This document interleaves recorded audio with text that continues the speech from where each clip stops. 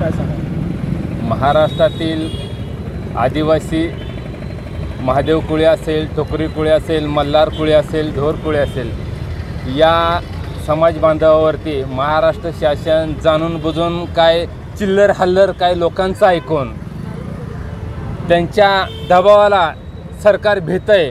खरं तर 4-5 आमदार जसं खंडीभर वर्णात मीठ टाकण्याचं काम करते, तसं 4-5 आमदाराचं ऐकून हे मुख्यमंत्री जणू काय त्या आमदाराच्या घरी पाणी भरतोय का काय अशा पद्धतीनं वागायला चालू आहे आणि आमच्या कोळी समाज बांधवावर जाणून बुजून बेकायदेशीरपणे अन्याय आणि अत्याचार करायची सुरुवात केलेली आहे। मला या शासनाकडे माझी मागणी आहे।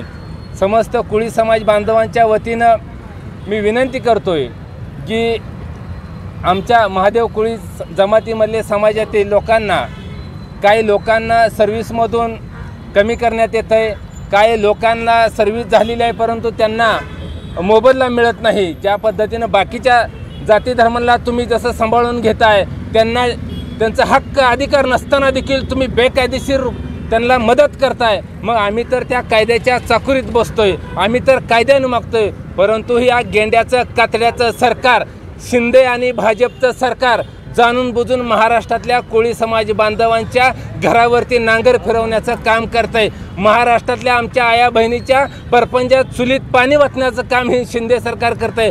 परंतु या ठिकाणी आपल्या माध्यमातून कडक भाषेत इशारा देतोय, मग त्या सरकारनं कोळी समाजाचा दम समजाव किंवा विनंती समजाव किंवा काय समजावं ते समजून घ्यावं।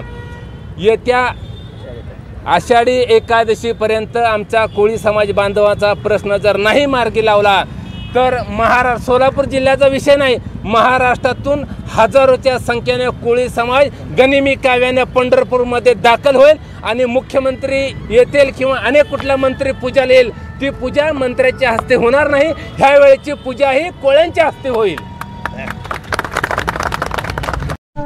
ವೀಕ್ಷಕರೇ, ಈ ವಿಡಿಯೋ ನಿಮಗೆ ಇಷ್ಟ ಆಗಿದ್ರೆ ಈ ಕೂಡಲೇ ಸಬ್ಸ್ಕ್ರೈಬ್, ಕಮೆಂಟ್, ಲೈಕ್ ಮಾಡಿ ಹೊಸ ವಿಡಿಯೋಗಳನ್ನು ಮಾಡಲು ಬೆಂಬಲವನ್ನು ನೀಡಿ।